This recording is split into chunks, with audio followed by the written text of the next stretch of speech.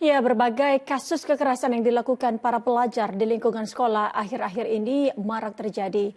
Maraknya kasus tersebut diduga mencerminkan adanya masalah dalam sistem pendidikan yang diterapkan. Pola didik yang hanya mengutamakan prestasi tanpa dibarengi dengan kepekaan membuat anak tumbuh dalam lingkup yang penuh persaingan dan tidak mengedepankan empati.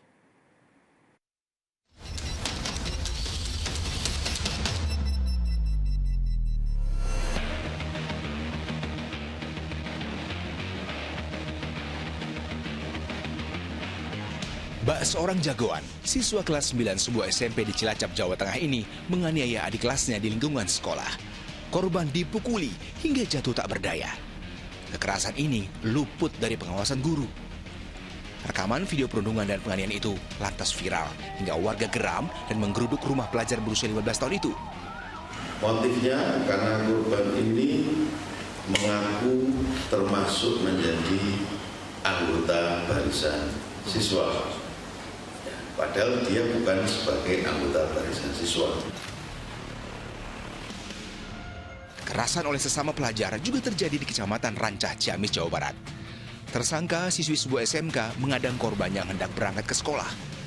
Korban yang masih berusia 16 tahun itu dilukai dengan senjata tajam di bagian leher. Perbuatan tersangka dilatar belakangi sakit hati, lantaran pemuda yang disukainya justru menyukai korban.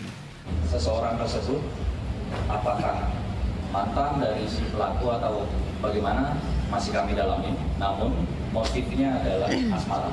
Pelaku cemburu terhadap korban. Sementara itu di Kalimantan Selatan, seorang siswa SMA di Banjarmasin nekat menikam temannya di dalam ruang kelas. Korban yang sedang duduk di bangku barisan belakang dihampiri dan langsung dilukai dengan senjata tajam oleh remaja berusia 15 tahun itu. Tindakan ini diduga dipicu sakit hati lantaran korban dianggap kerap merundungnya.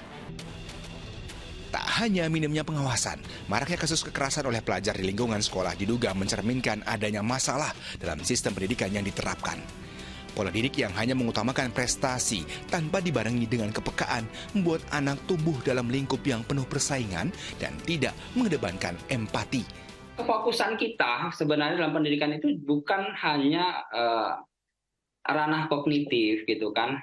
Bagaimana dia berempati ini kan bermasalah, berarti siswa ini kan dia tidak berpikir bahwa apa yang dia lakukan itu kan akan menyakiti orang lain. Berarti kan empati terhadap orang lain itu kan minim gitu kan, sehingga yang terjadi yang kita lihat saat inilah. Di sisi lain, kesalahan pola asuh keluarga dan paparan media sosial yang sangat masif juga harus diakui telah memberi pengaruh sangat besar pada perilaku anak dalam menghadapi konflik. Dan sekarang kan tayangan kekerasan itu kapanpun dan dimanapun dengan gadget yang dia miliki itu bisa diakses kan, seperti itu. Dan ini juga harus kita wanti-wanti, bukan berarti kita memisahkan anak-anak dari dunia digital, tidak juga seperti itu. Makanya pendekatan pendidikan kita yang saya kira perlu dipikirkan lagi. Mengatasi perilaku kekerasan oleh anak sekolah tak bisa dilakukan secara parsial. Agar pencegahannya benar-benar efektif, pemicu tindak kekerasan harus dicari hingga ke akarnya, hingga memberikan efek jangka panjang. Tim Liputan melaporkan.